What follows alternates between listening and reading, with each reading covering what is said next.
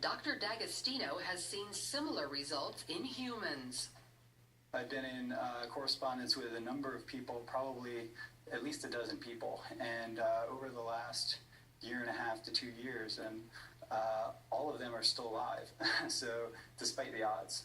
And so this is very encouraging. The ketogenic diet means no sugar and no starchy carbohydrates like bread and pasta that convert to sugar.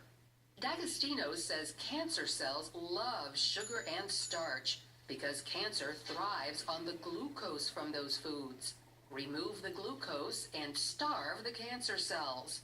Glucose also fuels our healthy cells, but if it's not there, those cells can switch to an alternate fuel source called ketone bodies. Cancer cells only run on glucose. Your normal cells have the metabolic flexibility to adapt from using glucose to using ketone bodies. But cancer cells lack this metabolic flexibility, so we can exploit that. Since processed food contains so much sugar and starch, people following the ketogenic diet tend to cook whole foods from scratch.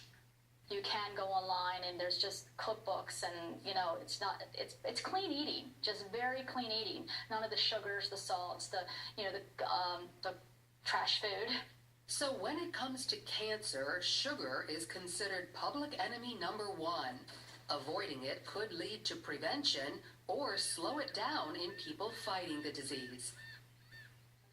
Laurie Johnson is here with us. Laurie, what is this groundbreaking studies that they're doing? It really is. We already knew that sugar was directly linked to diabetes, which causes amputations and death. We already knew that sugar was linked to heart disease, which is the #1 killer. Now we know for sure that sugar is linked to cancer. The average person consumes 22 teaspoons of sugar a day. That's this many down here on the very end, 22 teaspoons. Now, according to the American Heart Association, what we should be consuming a day is only 62 teaspoons a day. That's that much.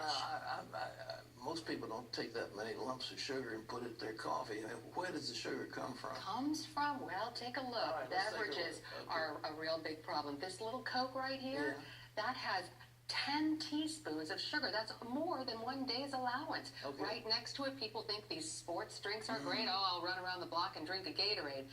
You've got 9 teaspoons in that one bottle of Gatorade. More in that, or as many as it is in the Coke? Absolutely, just healthy. about the same. Right, and then what's these next to it? energy drinks, which Is are that so Red Bull? popular. And this is not Red Bull. This particular one is Rockstar, but so many of them contain, this particular one right there, 16 teaspoons of sugar in that one energy drink. And look over here at the coffee. That has 20 teaspoons of sugar in it. I got that from Starbucks. That's the Venti white chocolate mocha. It's delicious, but look at all the sugar. 3 days worth. How much you have to pay for that? $5.